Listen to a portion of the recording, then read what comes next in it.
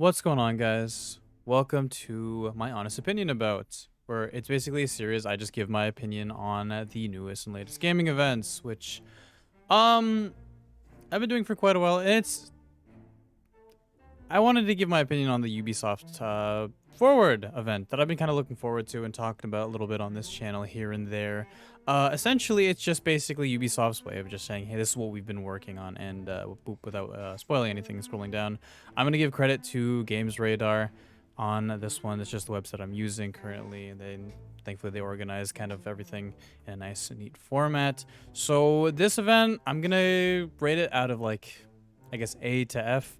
I'm going to give it a D. It was like, and I'm not a very like overly negative, I guess I don't like to give very negative opinions on the sort of games media because I feel like too many people do that, and I just kind of like to see the positive in a lot of that. And I feel like in a day and age where hating things is kind of cool in a lot of people's perspectives. That's just my opinion. Um, uh, this was not good. This left people waiting, me particularly, and it felt like a giant time sink. There was just so much mobile mumbo jumbo. There was so much like appraising about how we're not adding microtransactions like it's a good thing. Well, that should just be a standard in a lot of games.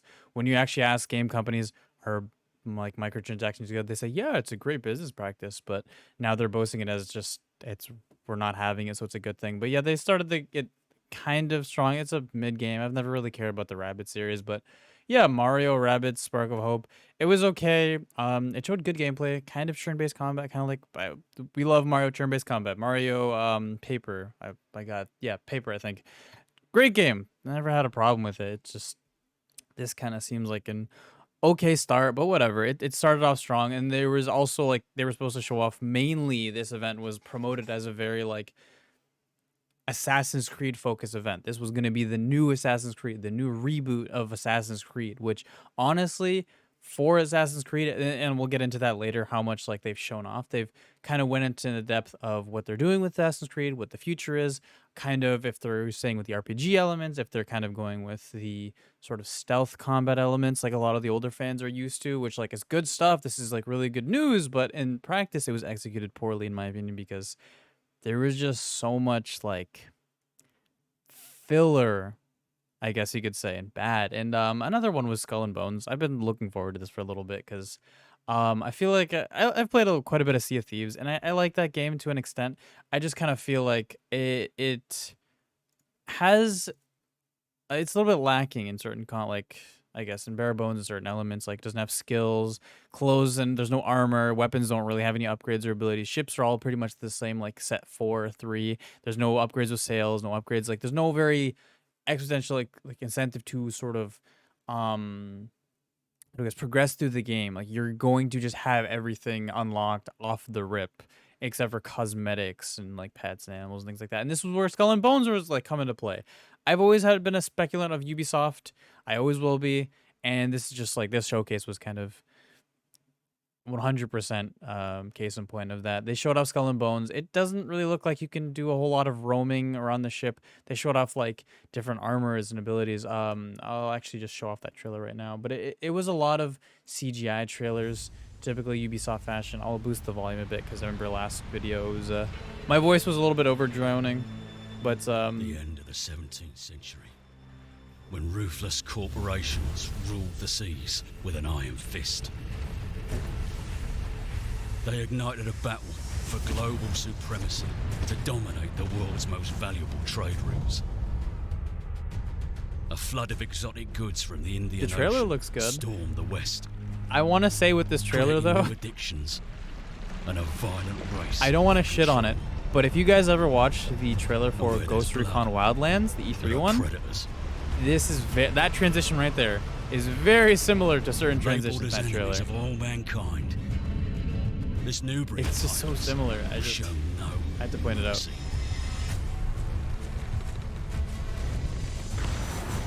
Sailing through dangerous waters, they created secret trading networks. I feel like this game has been in kind of development hell because Ubisoft saw they struck gold a little bit with like Assassin's Creed 3's like ship modes, and then with Black Flag, people being like, I just like the ship mode in that. And now they're like coming out with this like almost 10 years later, which like that was just a small teaser, but they kind of like talked about how like you'll basically be your own captain on your ship, and you can have loads of customization, loads of cosmetics, loads of upgrades, all that great stuff, which is like not a bad thing.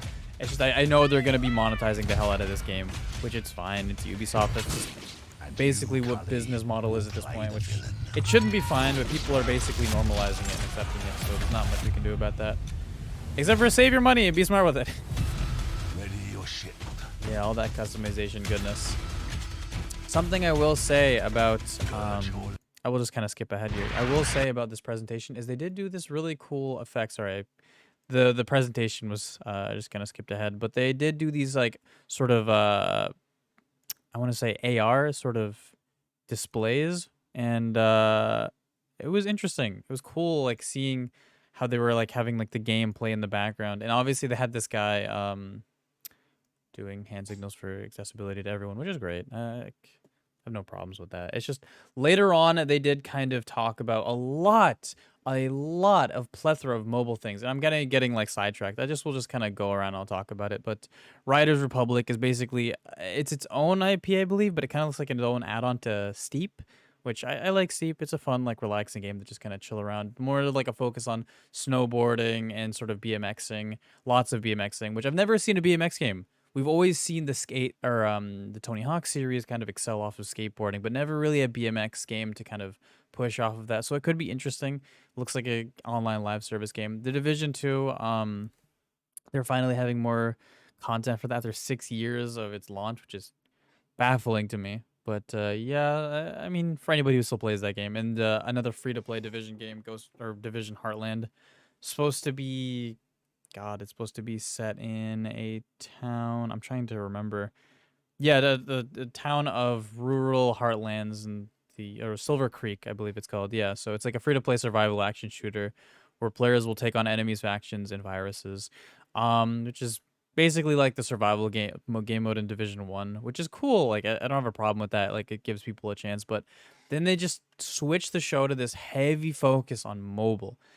Mobile market is very, very profitable once you tap into it, and a lot of gamers, especially like people who play on the console a lot and the PC a lot, they kind of fail to realize that the untapped, quote unquote, sort of mobile market of the hardcore gamer audience is like, it's so profitable because people like places like in China and like in the Middle East, like not even just the Middle East, like just all around the world. It's like you can either choose to have a computer or a phone, and like a lot of the time a phone is basically like another appendage at this point. Sorry, limb. Like you need it. It's basically a necessity in this day and age.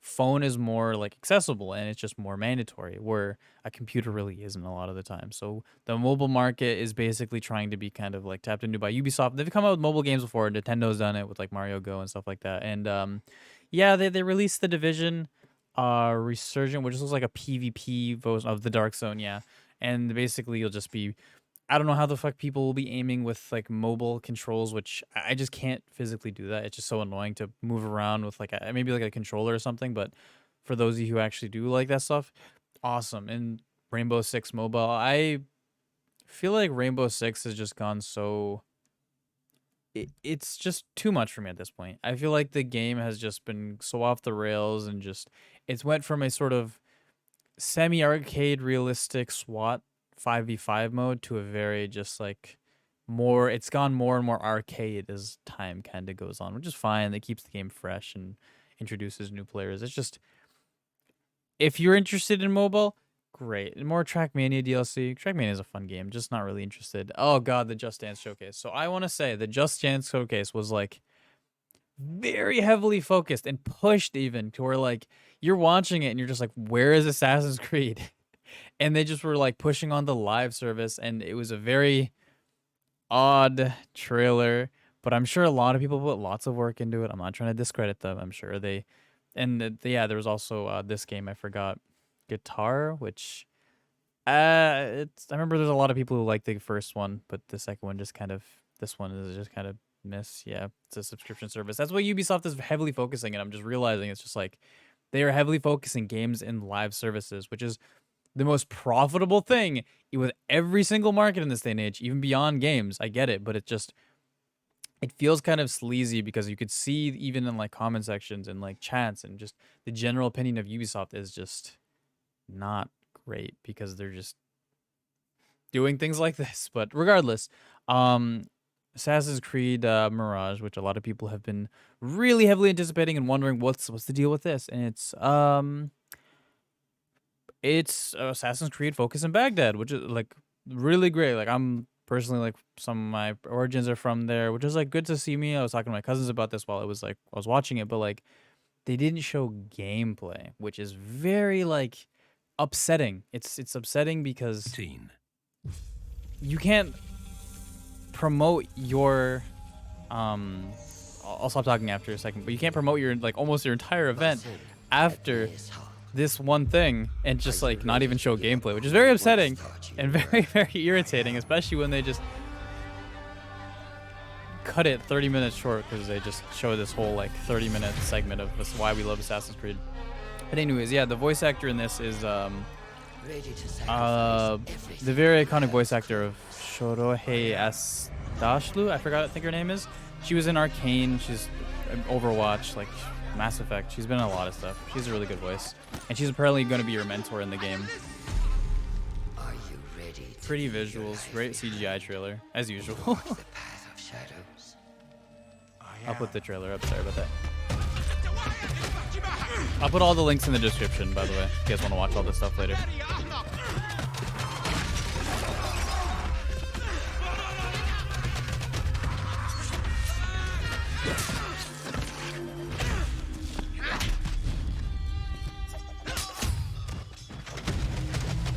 In this Assassin's Creed, you play as Aladdin, but your monkey Apu had to been sold so you could eat. Out of the dark, you will come into the light. Classic with that finger cut off thing. We have not seen that like in Assassin's Creed for a really long time, where they chop off the middle finger for your blade to come out. So it does feel like they're trying to go back to the original roots, but it's like they explain later that they're still not ditching the RPG elements because there's a lot of players that have had that first experience. To the dark.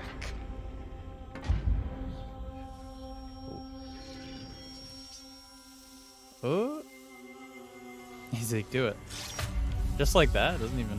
Never forget the Doesn't even care. You have sworn to uphold.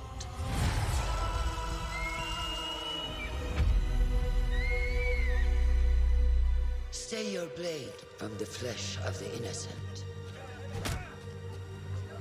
Hide in plain sight. Never compromise the Brotherhood. Yeah, probably a red power-up or it's just gonna be a smoke bomb. I hope, again, it's just a CGI trailer, but I'm hoping the combat's gonna be flashy like the rest of Assassin's Creed, and that's what it's known for, or one of the elements of combat. Very flashy. Smoke bombs, or poison bombs.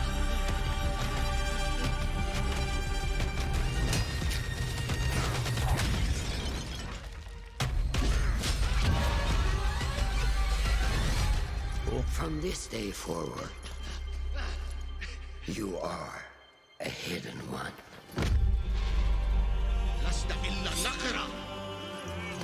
Again, the Arabic is like very... It's different sounding from regular because I think it is like supposed to be more like old, original Arabic. But it looks okay. I thought the game was going to be in Morocco. I think Baghdad's a better choice. Very vibrant city, but some of the screenshots they show looks like Assassin's Creed Kaer Morhen, like Witcher.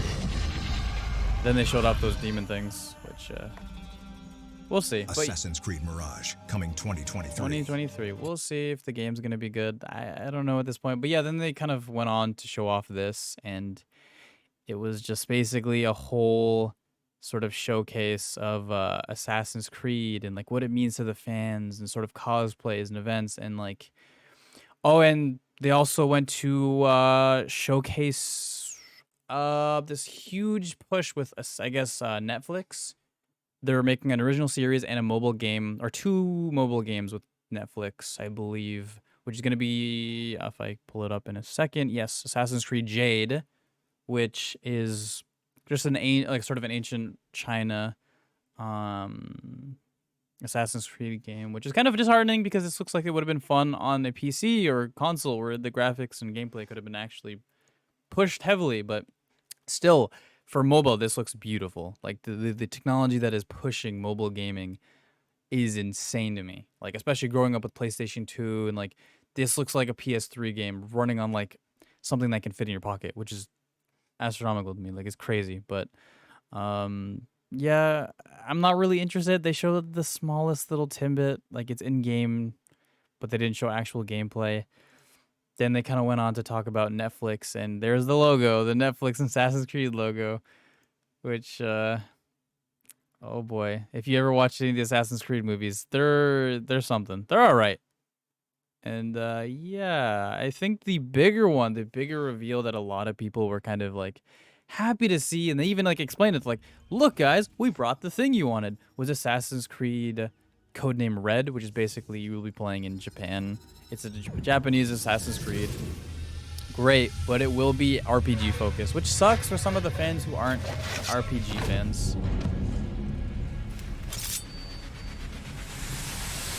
And that's pretty much it for the teaser. Nothing else. You don't get gameplay. You don't get any long-winded. And that's it. That's the future, which is whatever. I don't think that's how you should be releasing a game. I think that's what you call big news, isn't it? I mean, there's a lot of stuff in there that I think, from your point of view, certainly the community. Sure, my man. No, it's not. I mean, I'm excited for it, but it's like I feel like games like Ghost of Tsushima just kind of scratch that itch of sort of an open world Japanese Assassin's Creed game. It just feels like this is another thing that will split and diversify the crowd and kind of make people upset. It's like you had one job of giving the people what they wanted, and it's like you just can't get it right, Ubisoft. You just can't get it right, which is fine because some people will be happy, the RPG fans of Assassin's Creed, which you win some, you lose some. But the next one was Assassin's Creed Hex, which was more of a sort of horror Assassin's Creed, more of like just, I guess, scary witchcrafty elements, like from what this teaser trailer is showing. And these that dev right there said that there's going to be a lot of hidden elements in this teaser for people to find out and look for. So we'll see. I'm excited for this one, kinda. But yeah, my guys. And then they kind of went on to talk about they wanted Assassin's Creed to be kind of a live service, so to speak, where they're all kind of unified in like a central UI and like the Ubisoft sort of Uplay or whatever it's called, which okay, I mean, sure. That means it's just more convenient, but what else did they talk about? Yeah, Codename Jade, Netflix series, and a Netflix game. Codename Red, Codename Hex. Infinity, this is what this sort of UI will look like. It'll just be like you switch to game, which is crazy to think about how many games are actually released by, or how many Ubisoft games, or Assassin's Creed games, sorry, I should say, by Ubisoft. And I guess they kind of push that they're going to be adding more multiplayer elements to all the Assassin's Creed all around. So that could mean like a co-op was never tried. Yeah, I don't know if that's a co-op. If it's a co-op in all the Assassin's Creed and that's just straight single player, I would love that. That sounds amazing news, because that's like in like games that are built from the ground up to be co-op multiplayer experiences are never as good as games who are built from the single player aspect with the co-op tacked on, which is crazy to me. But co-op tacked on usually means that the game is going to be more cinematic with your friend. But when it's like a co-op experience, it just means the game just kind of, it feels messy, if that makes sense. It just kind of feels like time trial that. And but regardless, hopefully this will be good. But I think with that, my guys, there's probably a few other things that I'm missing, but I think I touched basically on the majority of what was the Ubisoft Forward showcase. So far, it was kind of a letdown. Like, they talked about like Valhalla DLC, the Crew 2 DLC, like lots of little bits and pieces for like fans of those series, which is great. Like, I don't have a complaint of that. It's just the main bread and butter of the show was a very big letdown, because they just kind of went on to, sorry, that's the Ubisoft page, but they kind of went on to just talk about nothing else. Like, it was just basically, hey, here's the future of Assassin's Creed, which is exciting, but not a lot of gameplay, more CGI trailers, certain games that were letdowns, and all in all, I hope they kind of stay true to their word and be like, hey, this is gonna be more of the original, like true form of the formula, which is great. Then the next Assassin's Creed, which is gonna probably, hopefully, not have too many microtransactions and more mobile for all you mobile fans out there. So with that, I think I'm gonna call it, my guys, and hope you guys have a beautiful rest of your day. Please like, subscribe, comment, all that great stuff, and I'll talk to you guys later. Peace, peace, peace.